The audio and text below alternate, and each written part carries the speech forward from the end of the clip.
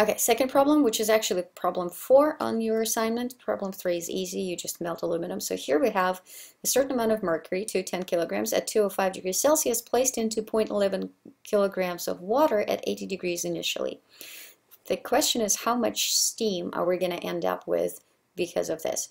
So first we have this water at 80 degrees Celsius, and we put a certain amount of mercury. Mercury is smaller because it's much denser than water, so even though it's bigger in mass, it doesn't mean that it's even close to it in volume. And that mercury is 205 degrees Celsius. So obviously what we're going to see here is the transfer of energy from mercury to water, because water is much cooler.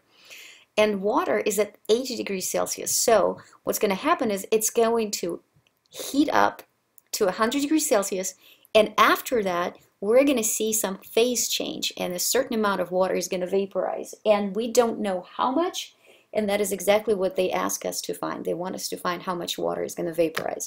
So how many Qs are we going to talk about here? So we have the Q for mercury. There's only one type of process. Mercury is not going to change its phase.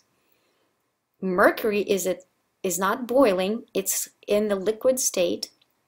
And so since it's not changing its phase, it's only lowering its temperature by losing energy to water. We're just going to use the CPm delta T. And that delta T is going to be negative because it starts at 208, or 205 actually, sorry. It starts at 205 and ends at 100. So the change in temperature is going to be 100 minus 205, negative 105 degrees Celsius. So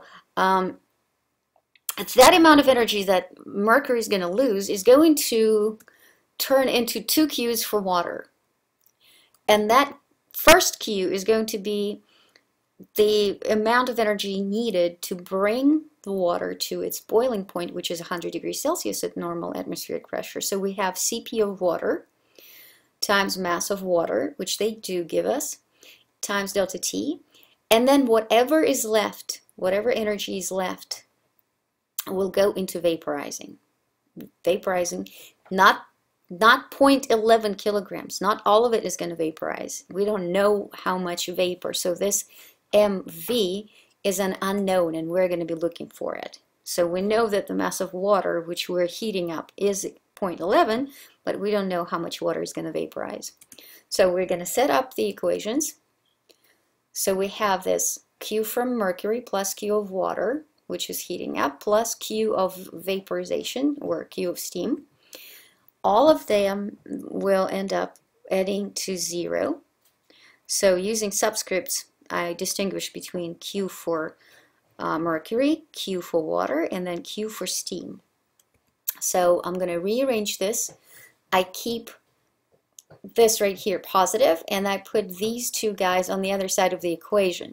So this, by going to the left side of the equation sign, will become negative.